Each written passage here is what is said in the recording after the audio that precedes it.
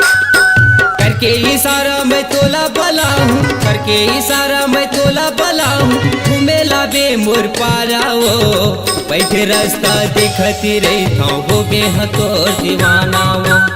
बैठे रास्ता देखती रही था हो गे तोर दीवाना वो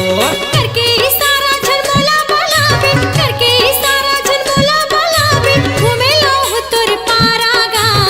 गाँव बस्ती के देखत रही थी बिगड़े हवे जमाना गा। गाँव बस्ती के देखत रही थी बिगड़े हवे जमाना गा।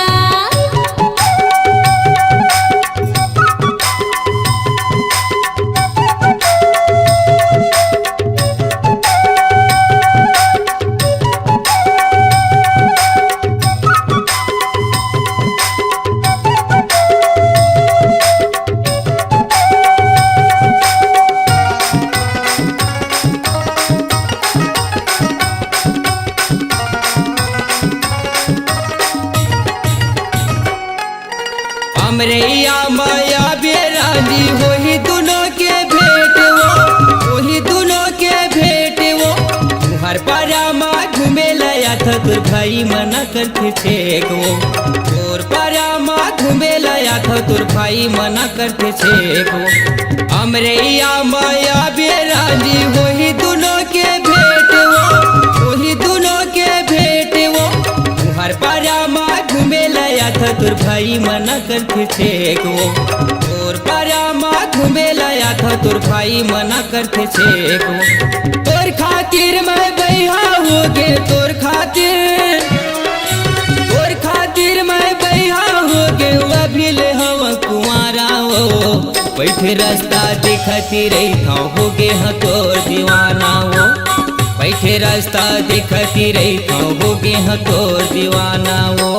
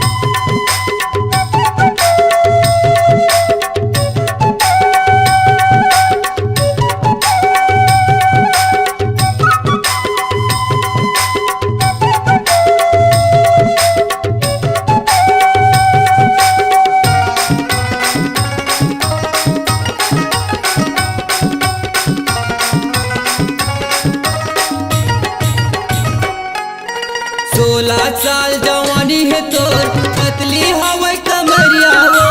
पतली हवा कमरिया वो रिंगना मोरे आखी में झुलके हवा मोर जमुरी हावो रिंगना मोरे आखी में झुलके हवा मोर जमुरी हावो 16 साल जवानी है तोर पतली हवा कमरिया वो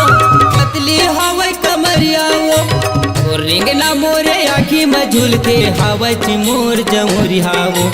ओ रेंगना मोरे आखी में झुलके हावच मोर जमुरी हावो बैहा बरोबर घूमत रहितो बैहा बरोबर घूमत रहितो माथे जमो मोला तानाओ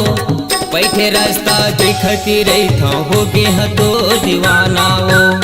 बैठे रास्ता देखते रहता होगे हतो दीवाना वो